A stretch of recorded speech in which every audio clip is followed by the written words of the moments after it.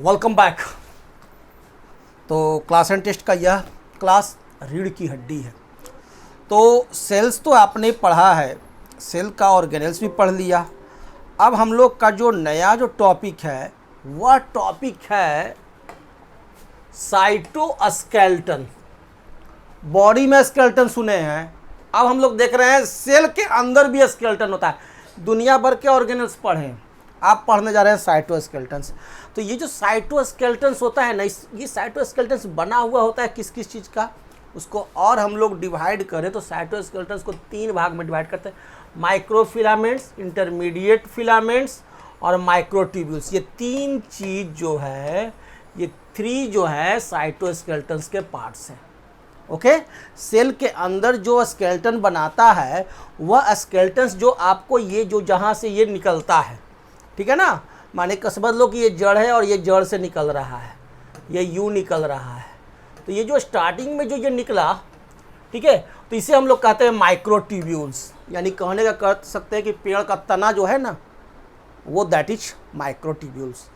कोई समझ लो पौधा है, उस पौधे से ढेर सारी डंठल्स निकल रहे हैं, दैट इज गुलाब का पौधा, झाड़ी नुमा। या आप ले लो, क्या कर सकता हूँ, नींबू का पेड़ ले लो, नींबू का पौधा है ना, झाड़ी की तरह। तो वो जो स्टार्टिंग जो निकल रहा है ना दैट इज माइक्रोट्यूब्यूल्स, वो माइक्रोट्यूब्यूल्स है। और उस माइक्रोट्यूब्यूल से वो झाड़ी का फिर उससे निकलना शुरू हुआ, टहनियाँ निकलना शुरू हुआ, ठीक है ना। ये यूँ निकला, यूँ निकला, यूँ निकला, फिर इससे यूँ टहनियाँ निकलना शुरू हुआ, ठीक है, यूँ। तो ये इस तरह से ये निकलता है। तो आप देखोगे क्या कि माइक्रोट्यूब्यूल से फिर आपको निकलेगा इंटरमीडिएट फिलामेंट्स और माइक्रोफिलामेंट्स निकलते हैं। तो हम लोग इसी का स्टडी करते हैं और देखते हैं क्या कि साइटोस्केलेटन्स क्या होता है। तो देखा गया क्या कि जब हम इसे इलेक्ट्रॉन माइक्रोस्कोप में देखें, ठीक है ना, तो ये देखें क्या कि सेल्स जो है वो आपका पूरी तरह से फाइब्रस स्ट्रक्चर्स का फिलामेंट आपको एकदम साइटोप्लाज्म के अंदर में पूरा फाइब्रस स्ट्रक्चर्स है। यानी कहने का अर्थ है कि तुम लोग सेवई खाया है ना, दूध में सेवई, वो है सेवई, दैट इज सेवैयाँ जो हैं दूध के अंदर जो रहती हैं वो है आपका साइटोस्केलेटन्स, जस्ट लाइक सेम समझ सकते हो, ठीक है ना। तो सेल में ये आपको यूं रहता है ताकि ये सेल को स्ट्रेंथ प्रदान करे। तो आपको इलेक्ट्रॉन माइक्रोस्कोप से जब हम लोग देखें तो देखें क्या कि सेल्स के अंदर क्या होता है कि कॉम्प्लेक्स नेटवर्क होता है, कॉम्प्लेक्स जाल फैला हुआ है फाइब्रस स्ट्रक्चर का साइटोप्लाज्म में। क्लियर। और ये क्या करते हैं, स्ट्रक्चरल फ्रेमवर्क बनाते हैं। जैसे कि हमारे बॉडी में क्या है कि जितने भी स्केलेटन है ना वो स्ट्रक्चरल फ्रेमवर्क बनाते हैं, अगर वो ना रहे तो खत्म। तो दैट स्ट्रक्चरल फ्रेमवर्क बनाने का काम करता है सेल में कौन, cytoskeleton. Within a cell, एक सेल के अंदर में, and maintain the shape of the cell, और सेल के शेप्स को मेंटेन करने का काम, रोल जो अदा करता है वो करता है कौन, साइटोस्केलेटन। क्लियर। एंडोप्लाज्मिक रेटिकुलम पढ़ा, गोल्गी बॉडी पढ़ा, वो सब तो ठीक है भैया, लेकिन मेन रोल इसी का है। They give the ability to eukaryotic cell to adopt a variety of shapes. और विभिन्न तरह का जो यूकैरियोटिक सेल्स का जो शेप होता है जो हम लोग देखे थे, वो जो उसकी जो खूबी है यूकैरियोटिक सेल्स का विभिन्न तरह का जो शेप, वो साइटोस्केलेटन के चलते ही है। और they are associated with the movements by और विद इन द सेल। और सेल का मूवमेंट जो होता है वो आपको इसी के चलते होता है। तो अगर हम लोग इस साइटोस्केलेटन्स को देखें तो देखें क्या कि ये 3 main types of protein filaments, या जो साइटोस्केलेटन्स जो होते हैं इसमें 3 main types of protein filaments होते हैं। किस चीज़ के बने होते हैं, protein filaments, not lipid filaments. यह जो साइटोस्केलेटन है वह प्रोटीन फिलामेंट्स है। इसीलिए कहा जाता है कि बॉडी में अगर तुम लोग को बॉडी नहीं बन रहा है तो प्रोटीन लो, प्रोटीन लोगे तो बॉडी बनेगा, ठीक है ना। तो साइटोस्केलेटन जो बने होते हैं वो प्रोटीन के बने होते हैं, तो प्रोटीन फिलामेंट्स होते हैं, फॉर्म द साइटोस्केलेटन। और ये 3 भाग में इसको हम लोग डिवाइड करते हैं। एक होता है माइक्रोफिलामेंट्स, दूसरा हो गया माइक्रोट्यूब्यूल्स, और तीसरा हो गया इंटरमीडिएट फिलामेंट्स। तो 3 है, माइक्रोफिलामेंट्स, माइक्रोट्यूब्यूल्स और तीसरा इंटरमीडिएट फिलामेंट्स। तो आप देख ही रहे हो कि ये माइक्रोफिलामेंट्स है आपका, ये जो यहाँ पर जो देख रहे हो ये माइक्रोफिलामेंट्स है, ठीक है। और इस माइक्रोफिलामेंट्स के बाहर आप देखोगे, आपको फिर देखोगे यहाँ पर अंदर में देखोगे ये दिस इज माइक्रोट्यूब्यूल्स, ये हो गया माइक्रोट्यूब्यूल्स। माइक्रोट्यूब्यूल्स अंदर में हो गए बड़े बड़े, ठीक है। और इसके चारों तरफ जो होंगे वो माइक्रोफिलामेंट्स रहेंगे। और फिर आपको एकदम ठीक सेल मेम्ब्रेन के आसपास में रहते हैं कौन, इंटरमीडिएट फिलामेंट्स। ओके, तो ये 3 तरह से फिलामेंट्स होते हैं और ये तीनों फिलामेंट्स को हम लोग अब देखते हैं। तो सबसे पहले देखते हैं हम लोग क्या, माइक्रोफिलामेंट्स। अब माइक्रोफिलामेंट्स क्या है वो तो आपके दिमाग में घुस चुका है, क्या है भाई, देख लो। माइक्रोफिलामेंट्स कहाँ है, ये देखो, ये जो तुम देख रहे हो ना यहाँ पर, ये चारों तरफ ये है माइक्रोफिलामेंट्स। ओके, और माइक्रोफिलामेंट्स के बाहर रहता है कौन, इंटरमीडिएट फिलामेंट्स। सबसे अंदर कौन रहता है, माइक्रोट्यूब्यूल्स, और अंदर में रहेंगे माइक्रोट्यूब्यूल्स। क्लियर। तो माइक्रोफिलामेंट्स जो होते हैं वो लंबे होते हैं, लॉन्ग होते हैं, थिन होते हैं और प्रोटीन फिलामेंट्स होते हैं, ठीक है। Long, they thin, very fine protein filaments होते हैं। 5 से 8 नैनोमीटर के डायमीटर होते हैं। इनकी मोटाई अगर देखो तो 5 से 8 नैनोमीटर होता है। और दे आर आइदर स्कैटर्ड, चितराए रहते हैं, ठीक है ना। और ऑर्गेनाइज्ड इन ए नेटवर्क और parallel arrange concentrated just below the plasma membrane. ठीक प्लाज्मा मेम्ब्रेन के नीचे ये रहते हैं साइटोप्लाज्म में। साइटोप्लाज्म में जो प्लाज्मा मेम्ब्रेन होता है ठीक इसके नीचे ही होता है। क्लियर। कौन, माइक्रोफिलामेंट्स। और they form a network in the cytoplasm and extended up to the core of microvilli.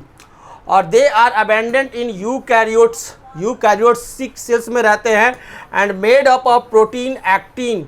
और माइक्रोफिलामेंट्स जो बने हुए होते हैं वो प्रोटीन एक्टिन के बने हुए होते हैं।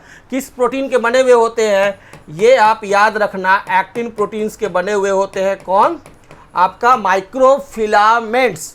माइक्रोफिलामेंट्स कहाँ रहते हैं, तो ठीक प्लाज्मा मेम्ब्रेन के नीचे रहते हैं, स्कैटर्ड, छितराए हुए रहते हैं। क्लियर।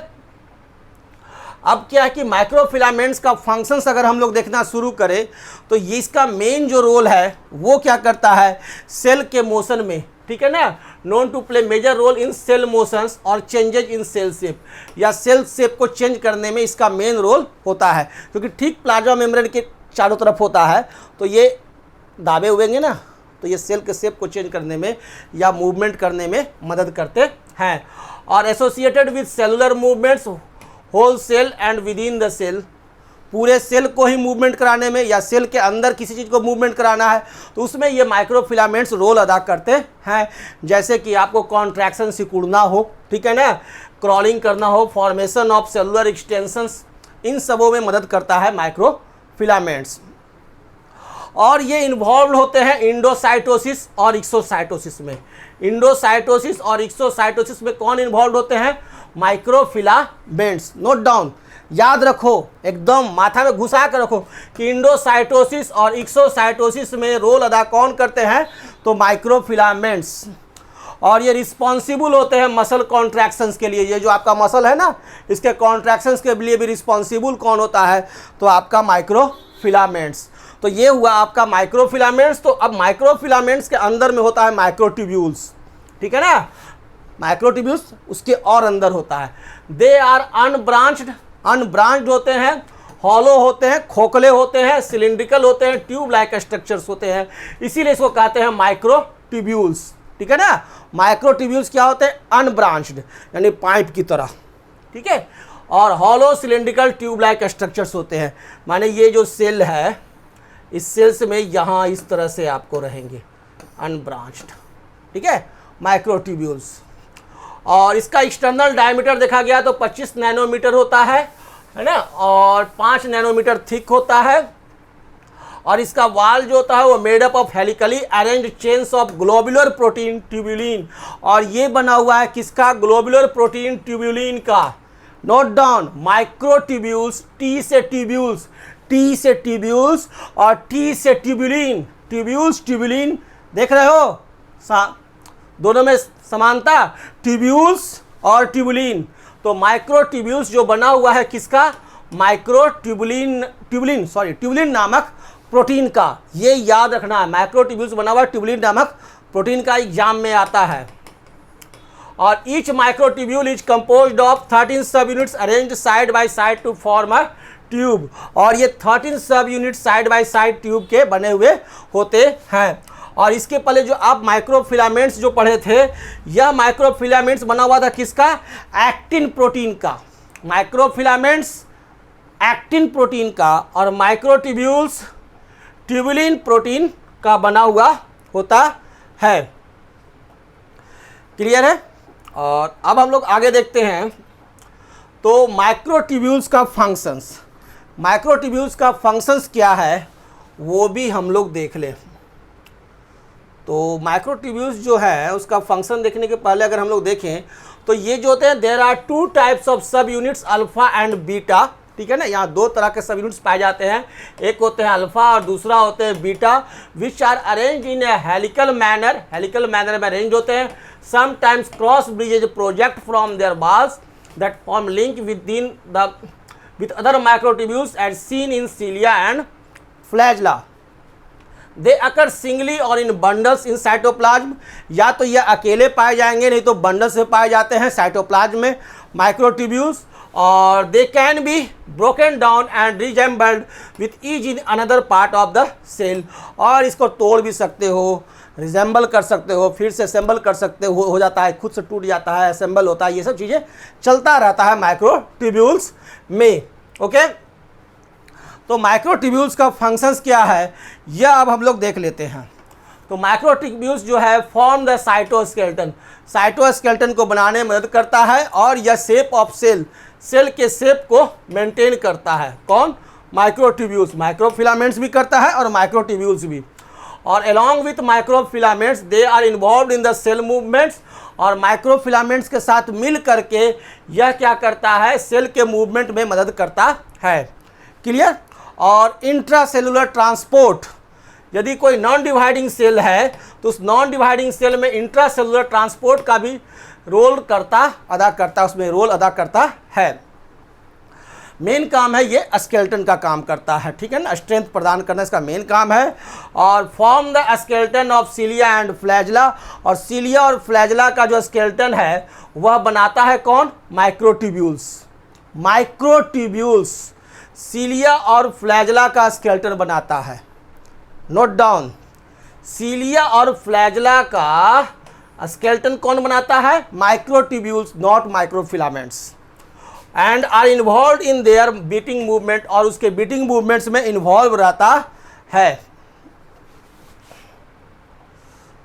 और यह इंपॉर्टेंट रोल अदा करता है movement of cell organelles, like आपको sliding motion of chromosomes during cell division के दौरान जो आपका क्रोमोजोम मूवमेंट करता है, स्लाइडिंग मूवमेंट शो करता है, उसमें यह माइक्रोट्यूब्यूल्स ही रोल अदा करता है। When microtubules are disrupted by adding colchicine dye to the cells, no movement of chromosomes occurs। और they radiate from the centrosphere around centrioles।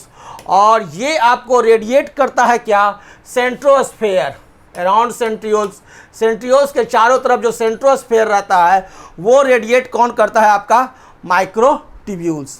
तो आपने माइक्रोफिलामेंट्स देखा, माइक्रोट्यूब्यूल्स देखा। अब थर्ड जो है साइटोस्केलेटन का जो पार्ट है वो है इंटरमीडिएट फिलामेंट्स।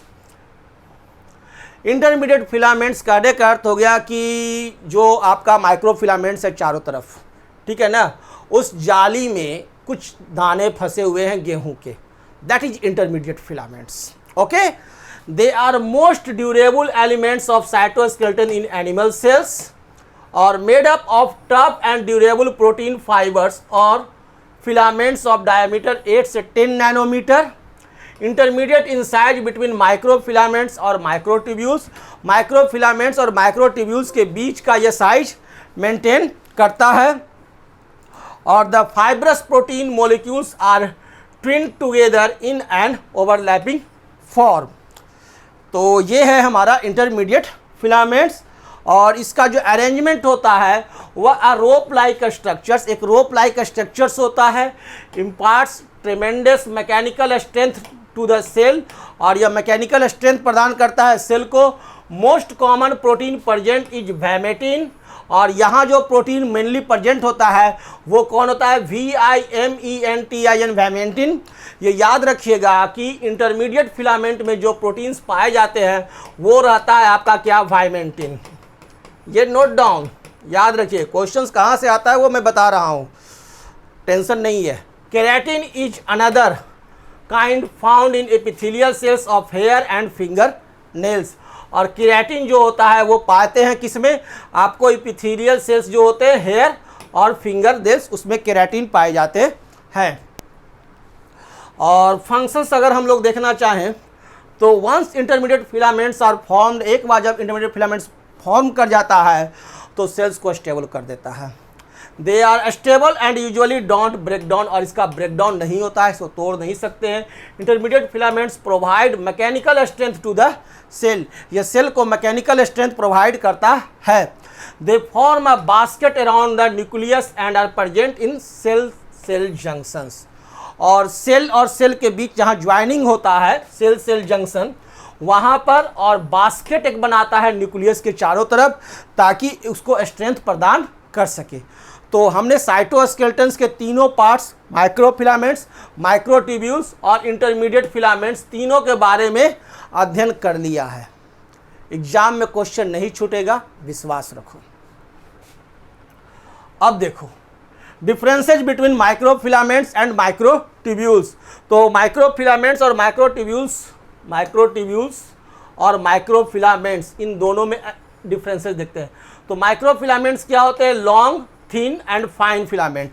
लॉन्ग है, थिन है और फाइन फिलामेंट है, जबकि माइक्रोट्यूब्यूल्स इलोंगेटेड होते हैं, हॉलो एंड सिलिंड्रिकल ट्यूब्स होते हैं।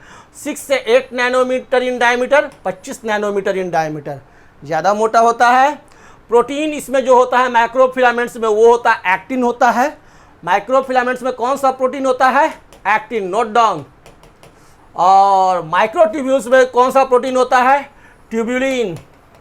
ट्यूब्यूलिन नामक प्रोटीन्स होते हैं माइक्रोट्यूब्यूल्स में। और माइक्रोफिलामेंट्स जो है वो रिस्पॉन्सिबल है एक्सोसाइटोसिस के लिए, एंडोसाइटोसिस के लिए और सेल मोबिलिटी। इसके लिए एक्सोसाइटोसिस, एंडोसाइटोसिस और सेल मोबिलिटी के लिए रिस्पॉन्सिबल होते हैं कौन, माइक्रोफिलामेंट्स। और माइक्रोट्यूब्यूल्स जो है वो आपका रिस्पॉन्सिबल होता है मूवमेंट ऑफ क्रोमोजोम्स। क्रोमोजोम्स के मूवमेंट में माइक्रोट्यूब्यूल्स का रोल होता है। Intracellular transport, formation of centrioles का फॉर्मेशन में, सीलिया और फ्लैजला के फॉर्मेशन में रोल अदा कौन करता है, माइक्रोट्यूब्यूल्स। और माइक्रोफिलामेंट्स का रोल है एक्सोसाइटोसिस में, एंडोसाइटोसिस में और सेल मोबिलिटी में। यहाँ से भी क्वेश्चंस रहते हैं, तो ये वाला भी आपको याद रखना है। ओके, तो माइक्रोफिलामेंट्स, माइक्रोट्यूब्यूल्स और इंटरमीडिएट फिलामेंट्स, ये तीनों चीज़ हम लोगों ने देख लिया, और ये क्या बनाते हैं तीनों मिलकर के, साइटोस्केलेटन। अब इसके बाद का जो टॉपिक हम लोग पढ़ेंगे वो पढ़ेंगे माइक्रोबॉडीज, है ना। तो बहुत सारी चीज़ सेल्स में है, एक एक चीज़ को देखना है ताकि एग्जाम में कोई क्वेश्चन न छूट जाए। तो ओके, नेक्स्ट क्लास में फिर मिलते हैं। Thank you, good bye.